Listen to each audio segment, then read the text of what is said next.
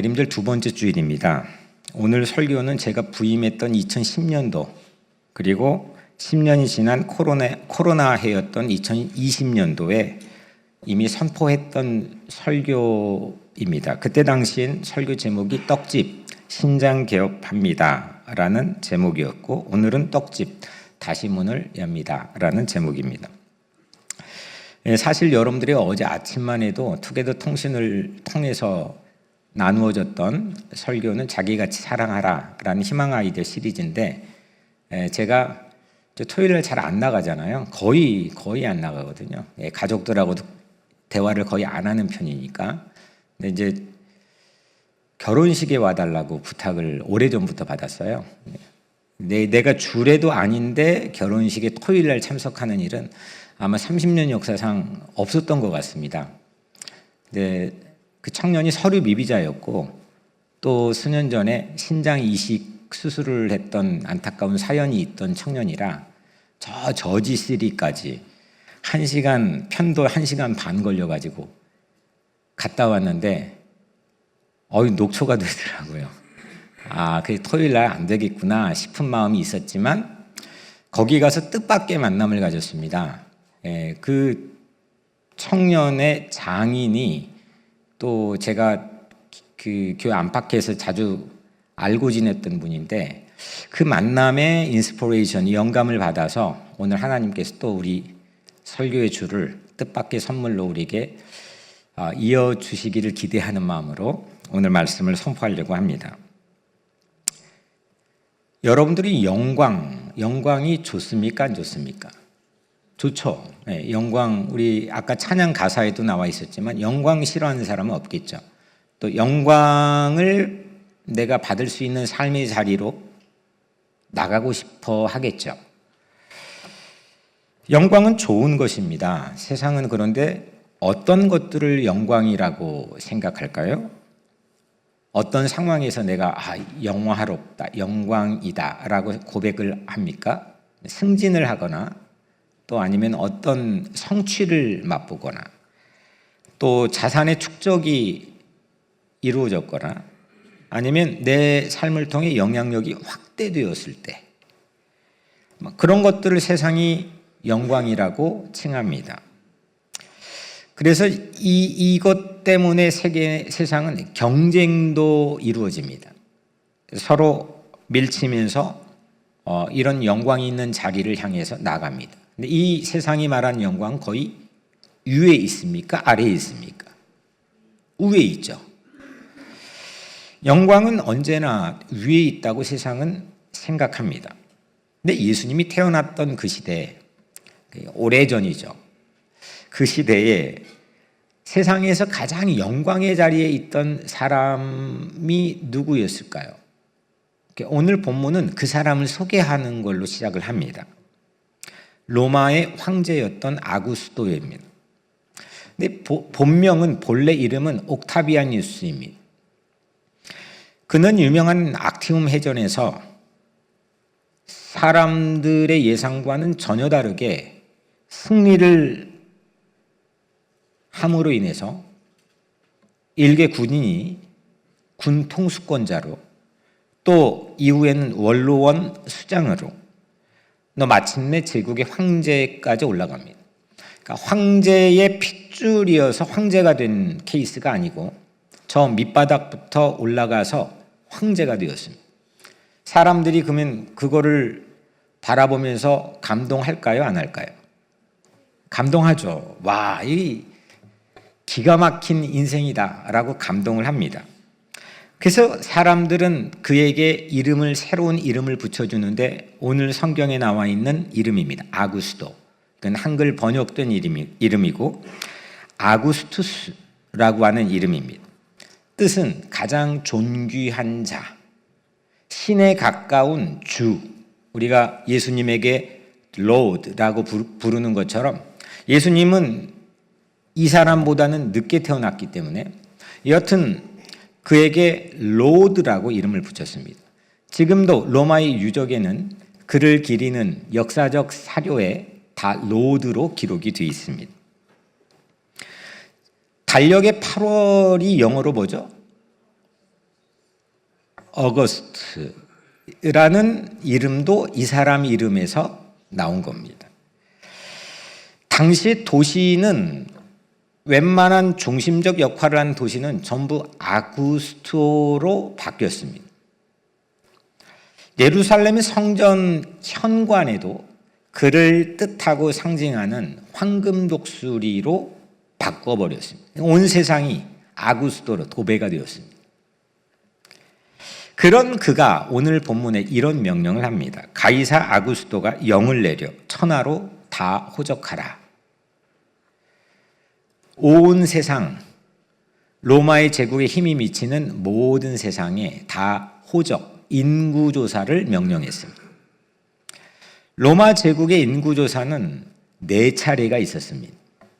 주전 28년, 주전 8년, 그리고 오늘 그 다음 마지막 주 14년입니다. 이 4차례의 인구조사에서 오늘 본문은 아구스토가 실시한 3번째 센서스 인구조사입니다. 인구조사를 하는 목적은 세금을 효율적으로 징수하고 전쟁이 일어날 때 군인들을 효율적으로 징집할 가용 인구를 파악하기 위해서 그래서 인구조사를 했습니다. 지금도 특별한 차이는 없죠. 근데 이거는 단순한 행정이라고 보기가 좀 어렵습니다. 이 세계가 얼마나 내 것인지를 증명하는 일종의 권력의 언어입니다. 이게 몇 명이지? 이게 지금 얼마나 많은 사람을 내가 통치하고 있지? 또 얼마나 많은 이 사람들로부터 내가 돈을 징수할 수 있지? 일종의 나의 힘을 증명할 수 있는 권력의 언어입니다. 숫자로 영광을 과시하는 방식, 센터가 중심이 주변을 다 통제하는 이 방식, 이건 오늘도 크게 달라지지는 않는 방법입니다.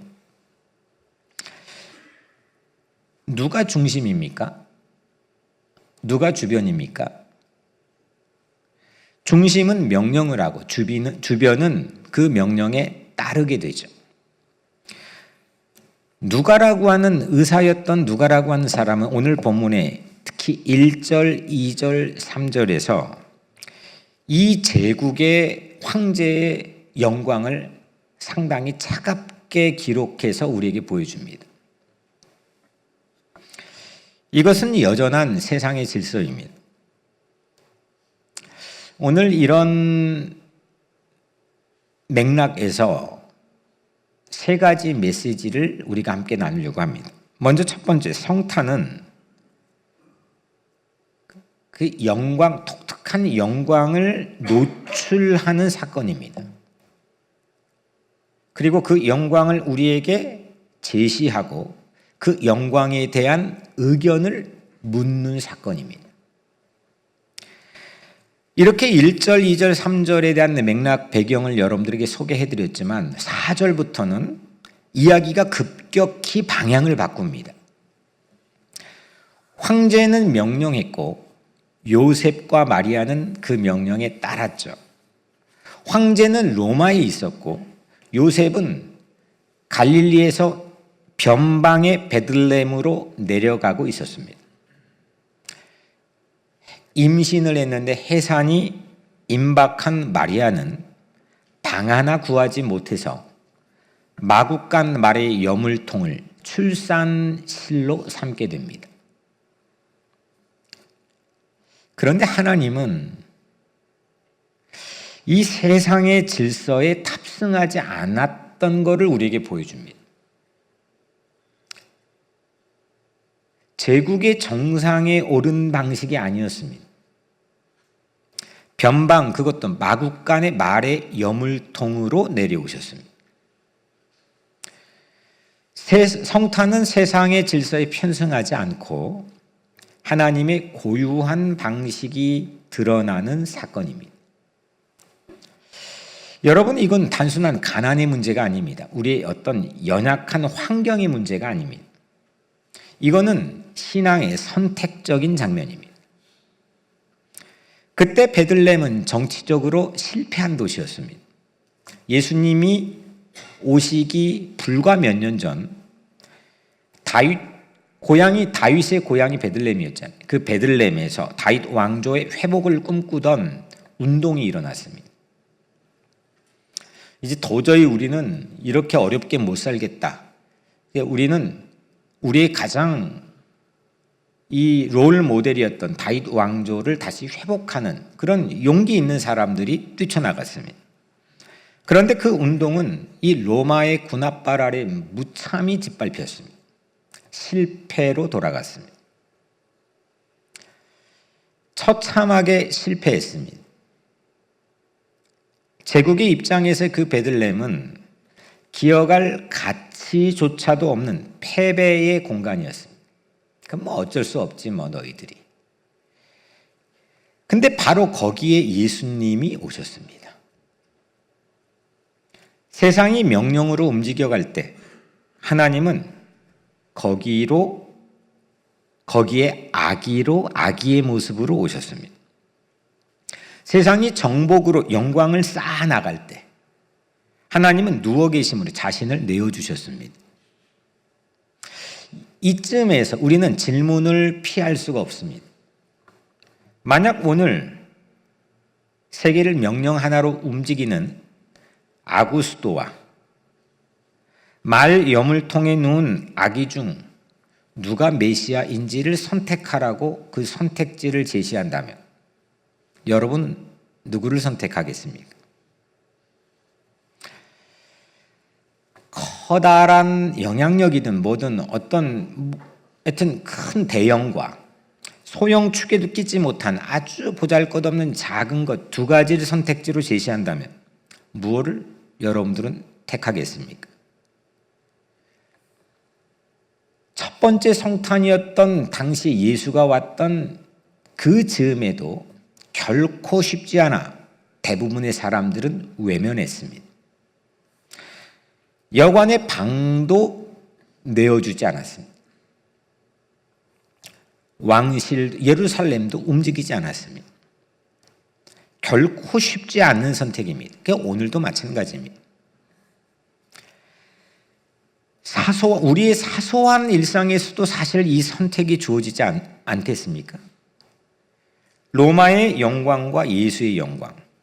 여러분들은 예수의 영광을 어떻게 생각하실지는 모르겠지만 우리가 이렇게 사람들이 모여서 아주 황홀한 그런 상황 분위기에서 경험할 수 있는 그런 영광이 오늘 성경이 우리에게 보여주고 있는 예수가 이 땅에 오신 성탄의 영광일까요?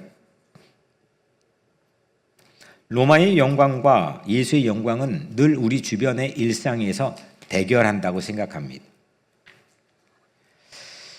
이 자리에서 말씀을 전하는 목사인 저에게도 사실 예외가 아닙니다. 때론 저도 모르게 세상의 영광에 본능적으로 가까워져 있을 때가 있습니다. 그러고 싶어질 때도 있습니다. 이게 결코 만만하지 않습니다. 아니, 세상이 다 그러잖아요. 이게 세상의 기본적인 현실이잖아요.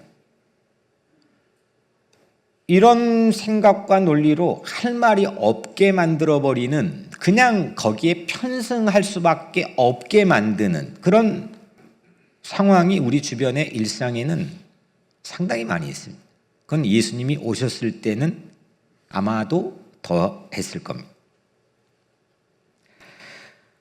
우리는 예수의 영광을 택하고 싶어 합니다. 어느 쪽인지, 성탄이라는 건 어느 쪽인지, 어느 쪽을 선택할 건지 그걸 우리에게 묻고 있습니다. 사람이 택하는 쪽을 따라가는 신앙인지, 십자가로 장차 드러날 영광을 알아보는 믿음인지, 대림은 이 선택지 앞에서 연필을 들고 있는 시간입니다. 성탄은 낭만이 아니라 일종의 스캔들입니다. 당시 예루살렘의 왕실 헤롯 궁전에서도 이 스캔들로 발칵 뒤집혔습니다. 사람이 신이 되려고 하는 세상에서 신이 사람이 된 사건, 위로 올라가는 것이 영광이라 믿는 시대 속에서 아래로 내려오신 하나님을 택하는 선택지를 성탄은 우리에게 제시합니다. 진정 여러분들은 해피 크리스마스입니까? 해피 할러데이입니까? 할러데이가 아닌 그리스도를 미사하고 경배하는 크리스마스, 염을통에 누워 있는데 그 그리스도를 경배하는 걸 선택하는 그런 우리라면 해피 크리스마스가 되겠죠. 성탄의 기다림인 이 대림의 계절, 우리는 하나님의 방식을 선택하는 선택지를 받아들였습니다. 그날, 오늘 성경은 그날 하늘이 이렇게 노래했다고 들려줍니다. 지극히 높은 곳에서는 하나님께 영광이요. 그거를 영광이라고 노래했다고 표현합니다. 세상은 신이 된 인간에게 박수를 보냅니다. 하지만 천사들은 인간이 되신 하나님을 영광으로 돌렸습니다. 이것이 성탄의 질문입니다. 어떤 영광을 선택하시렵니까? 위로 올라가는 세상의 영광입니까? 아래로 내려오는 그리스도의 영광입니까? 성탄은 변방 베들레헴 마구간에 신이, 하나님이 사람이 되어 내려오신 그 영광을 우리에게 드러냈습니다. 그리스도의 영광을, 예수의 영광을 선택하는 여러분들이 되기를 주의 이름으로 축복합니다. 두 번째로 성탄은 센터와 가장자리를 뒤바꾸는 사건입니다. 베들레헴은 어디입니까? 예수님이 태어났다는 그 베들레헴은 어디입니까? 이건 단순한 지도 위의 도시가 아닙니다. 베들레헴은 하나님이 오시기에 아주 초라한 자리입니다. 누구도 주목하지 않았던 변두리입니다. 변방입니다. 주변입니다. 성탄은 단순한 과거의 사건이 아닙니다. 오늘도 성탄은 우리 안에서 반복하고 있고 반복해야만 합니다. 지친 나의 인생, 냄새나는 나의 마음, 실패와 분노가 뒤엉켜 있는 나의 삶의 현실, 바로 거기가 베들레헴입니다. 마태와 누가는 예수님의 탄생의 이야기를 구체적으로 우리에게 들려주는 유일한 성경입니다. 그런데 요한은 그 구체적인 이야기 대신 이 말씀의 한 구절로 대신합니다. 말씀이 육신이 되어 우리 가운데 거하심에. 말씀은 예수님을 가리키죠. 그분이 사람이 되어서 어디에 거하셔요? 우리 가운데. 그 예수님의 첫 주소지를 마태와 누가는 지리적으로 베들레헴이라고 명시했지만 요한은 그걸 생략한 채 우리라고 얘기합니다. 내가 베들레헴이라는 겁니다. 내가 그 변방의 베들레헴이라는 겁니다. 그분의 고향, 예수의 고향은 궁전이 아니고 상처 입은 인간의 삶이었고 죄 많은 인간의 삶이었습니다. 로마는 이 명령을 내렸던 로마는 중심이라면 베들레헴은 철저하게 주변입니다. 그런데 성탄 이후에 예수님이 이 땅에 오신 이후에 역전이 일어납니다. 예수님이 거기에 태어난 이후에 상황이 완전히 뒤바뀌어집니다. 황제의 궁전은 관광지에 불과한 주변으로 밀려나고 마구간은 이 온 인류를 구원하는 센터가 됩니다. 예수님은 중심으로 가서 변두리를 돕지 않았습니다. 우리는 흔히 변두리를 새롭게 개혁하거나 선한 의중을 가지고 도우려고 할 때 중심을 향합니다. 중심에 가서 거기에 대한 인프라나 사람이나 아니면 거기에 대한 힘을 가지고 그 변두리를 새롭게 하기를 원합니다. 근데 예수님의 방법은 달랐습니다. 변두리에 가셨습니다. 변두리에 오셔서 거기를 중심으로 바꿨습니다. 3년 동안 공적 삶을 살았던 예수님의 삶의 방식도 늘 그랬습니다. 주변에 있는 사람들을 찾아갔습니다. 주변에 있는 사람 곁에 머물렀습니다. 오늘도 동일합니다. 우리가 예수님을 끌어당겨 모셔서 내가 중심이 되는 것이 아니라 예수님이 계신 삶이 중심이 되는 겁니다. 성탄은 이렇듯 세상을 다시 재배치합니다. 성탄은 새로운 질서를 만듭니다. 주변을 중심이 되게 하고 중심이었던 걸 주변으로 밀어냅니다. 해피 크리스마스는 이 질서에 찬성하는 것이고 이 과거의 옛 질서에 저항하는 것입니다. 나의 누추한 인생을 중심으로 삼아주신 것을 증명하려면 우리도 변두리에 가야 합니다. 변두리를 봐야 됩니다. 변두리를 중심으로 바라봐야 됩니다. 지난주일 설교처럼 뉴욕 우리 교회의 가치는 주변을 중심으로 삼는 것입니다. 한 시인의 식구를 소개했죠. 몸의 중심은 심장이 아니다. 몸이 아플 때 아픈 곳이 중심이 된다. 가족의 중심은 아빠가 아니다. 아픈 사람이 가족의 중심이 된다. 총구 앞에 인간의 존엄성이 짓밟히고 양심과 정의와 아이들이 학살되는 그곳, 이 순간 그곳이 세상의 중심이다. 이것이 과연 진정한 성탄의 메시지 아니겠습니까? 중심과 변두리가 역전되는 곳, 그 통쾌한 복음이 성탄입니다. 아구스도의 로마가 주변으로 밀려나고 헤롯의 예루살렘이 주변으로 밀려난 사건, 변방이던 베들레헴이 세상의 센터로 우뚝 서는 것, 그것이 성탄의 본질입니다. 주님이 계시면 그곳이 중심입니다. 주님은 늘 주변에 다가가셨습니다. 주님은 마국간에서 태어나셨습니다. 주변인 우리가 중심이 되게 하는 것, 그것을 신뢰한다면 우리의 삶에 신성한 자존감을 가질 수 있지 않겠습니까?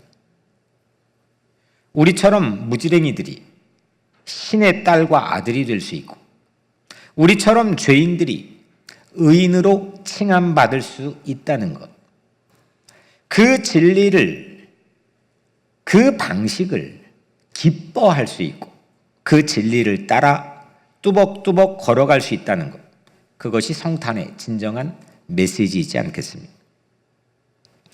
그러면 이런 질문이 나올 수가 있습니다. 주변을 중심으로 삼는 게 어떻게 가능할까요? 다양한 방법들이 있고 예수님도 그렇게 보여주셨죠. 물론 예수님이 거기에 계시면 됩니다. 예수님이 거기에 계신다고 믿으면 됩니다. 힘이 있는 것, 높은 곳, 세상의 질서에 편승하는 것, 그것이 아닌 예수님이 계신 곳을 주목하면 됩니다. 우리가 걸어왔던, 우리가 경험했던 전통적인 방식이라 할지라도 예수님이 계시는 곳이 그 방식과는 달라 있을 수도 있습니다.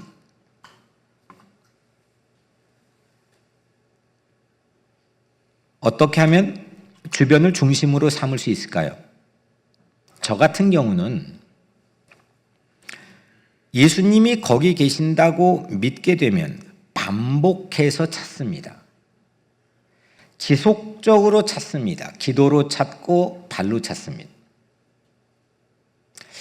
제가 거꾸로 경험했던 거에 대한 적용입니다. 저는 늘 주변이었습니다. 그런데 내 안에, 우리의 삶의 자리에 예수가 계신다고 믿었던 선한 사람들이 끊임없이 찾아주었던 경험이 아니면,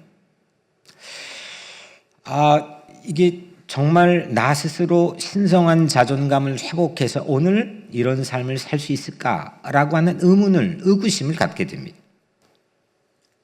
끊임없이 찾아가는 겁니다. 그럼 어느새 그 주변은 중심이 되어 있습니다. 결국 사랑입니다. 주변을 중심으로 보는 안목이 성탄의 안목입니다. 주변을 중심으로 여기는 영성이 성탄의 능력입니다. 주변을 중심으로 여기는 발길이 성탄의 발길입니다. 저는 영국에서 MPhil 과정, 박사 과정으로 트랜스퍼하기 전에 MPhil 과정을 마쳤을 때 논문이 바로 이 주제였습니다. 성서 안에서 이 스위치가 어떻게 일어나는지, 그리고 저는 그렇게 살고 싶습니다. 그것이 예수님의 방식이었기 때문입니다. 우리의 중심은 오직 예수가 계신 곳이어야 합니다. 교회라고 하는 것은 바로 그 자리에, 거기에 있어야 합니다. 당시 베들레헴 마국간은 몇 년 전 변두리에 일어났던 다윗 왕조 복원 운동을 짓밟힌, 그 짓밟을 때 사용했던 로마의 군대용 말들이 있던 곳입니다. 우리 마음에도 이런 사나운 군마들이 있을 때가 있습니다. 좀만 건들면 전투태세로 뛰쳐나갈 군마들이 우리 안에도 있지 않겠습니까? 군마들의 진압된 힘없는 마음, 무지랭이 같은 마음, 그런 마음에 예수님이 오셨다는 이 놀라운 사건이 여러분들에게는 어떤 사건입니까? 진압돼 버린 내 연약한 마음, 그래서 화가 난 마음, 갈수록 더 주변으로 밀려날 수밖에 없는 나의 처지, 그 처지에 찾아와 주신 예수님, 그리고 그곳을 중심으로 삼아주시기 위해 예수님은 나에게 오신 줄로 믿습니다. 이 진리가 믿어지는 때, 이 놀라운 진리가 나에게 믿어지고 받아들여지는 때, 우리는 신성한 자존감으로 다시 태어날 수가 있습니다. 세상이 나에게 여러 가지로 덧입혀준 옷을 입고 어깨가 펴지는 유통기한이 있는 그런 영광이 아니고, 하늘이 나에게 준 거룩한 신성한 자존감으로 우리는 다시 born again 할 수가 있다는 겁니다. 그 하나님 나라에 합당한 시민으로 그 나라를 위해 살아갈 수 있는 사람들을 위해서 예수님은 이 땅에 오셨습니다. 그들을 구원하여 거듭난 생을 살게 하기 위해 예수님은 그렇게 오셨습니다. 세 번째로, 마지막으로 오늘 제목입니다. 떡집 다시 문을 엽니다. 베들레헴은 히브리어입니다. 이스라엘에 있는 지명이기 때문에 당연히 이스라엘 말이겠죠. 베트라고 하는 것은 성경에 나오면 늘 집입니다. 하우스입니다. 그러니까 베트엘, 이건 엘의 집, 하나님의 집이란 뜻이죠. 베트, 이거는 집입니다. 그리고 레헴은 떡입니다. 그래서 베들레헴은 떡집이란 뜻입니다. 우리말로 하면 방앗간입니다. 한때 방앗간은 마을의 중심이었습니다. 곡식이 모이고 사람들이 모이고 잔칫날의 기쁨이 함께 어울려 모여지는 곳이 방앗간입니다. 쌀을 빻는 소리, 김이 모락모락 오른 떡판, 서로의 손을 빌려 반죽을 폈던 그 풍경, 거기에 마을의 온기가 함께 만들어졌습니다. 어릴 적 방앗간에 따라갔던 기억이 아직도 선명합니다. 큰 다라에 여러 가지 떡을 할 거를 담아가지고 이고 가신 할머니 뒤를 따라갔던 기억입니다. 그 방앗간에서는 계속 기다립니다. 무료하지 않았습니다. 그리고 나오는 떡들을 끊임없이 나눕니다. 이게 제가 살았던 시골 방앗간의 풍경이었습니다. 떡은 혼자 먹기 위한 음식이 아니었습니다. 이웃과 나누는 음식이었습니다. 베들레헴이 떡집이라는 말 속에는 생명은 나뉘어질 때 기쁨이 된다는 의미입니다. 베들레헴이 떡집이 되었던 까닭은 예수님 자신이 떡이 되셨기 때문입니다. 예수님이 이렇게 말씀했습니다. 내가 곧 생명의 떡이라. 예수님은 스스로를 떡이라고 말했습니다. 빵이라고 말했습니다. 그리고 떡집에서 태어나셨습니다. 그리고 생명의 떡이 되어서 사셨습니다. 그리고 자신의 몸을 골고다 언덕 십자가에서 떡처럼 찢겨져 나뉘어져 죽으셨습니다. 떡이 있으면 살아납니다. 나누면 너도 살지만 나도 삽니다. 그래서 성탄은 이 베들레헴 떡집의 재개업입니다. 저는 뉴욕 우리 교회가 떡집이 되었으면 좋겠습니다. 어떤 주변일지라도, 어떤 변방일지라도, 어떤 시골일지라도 거기에 가서 떡집이 세워지면 거기가 센터가 되는 겁니다. 생명의 떡이신 예수님이 계신 곳, 나누면 나눌수록 부요해지는 떡집, 그 떡집 교회가 뉴욕 우리 교회였으면 좋겠습니다. 교회는 떼어주는 공동체입니다. 그래서 교회는 늘 성찬을 합니다. 떡을 떼면서 공동체를 확인합니다. 교회는 커지는 것이 아니라 나누어질 때 참된 교회가 됩니다. 이번 성탄, 여러분들 각자의 인생도 다시 떡집으로 재개장되는 성탄이 되기를 축복합니다. 내가 떡집입니다. 주변의 이에게 시간과 마음과 사랑을 떼어 나누는 떡집이 되십시오. 성탄은 낭만적인 감상에 머무는 시간이 아니고 일종의 사명입니다. 사랑하는 여러분, 이번 성탄 우리 각자의 인생이 다시 떡집으로 재개장하는 날이 되시기를 축복합니다. 아구스도의 영광을 붙드시겠습니까? 베들레헴의 영광을 선택하시겠습니다. 아래로 내려오신 예수 그리스도의 영광으로 생명을 살려내는 그 중심 한복판 떡집이 여러분들의 인생이 되기를, 우리 교회가 되기를 주님의 이름으로 간절히 축원합니다. 기도하겠습니다.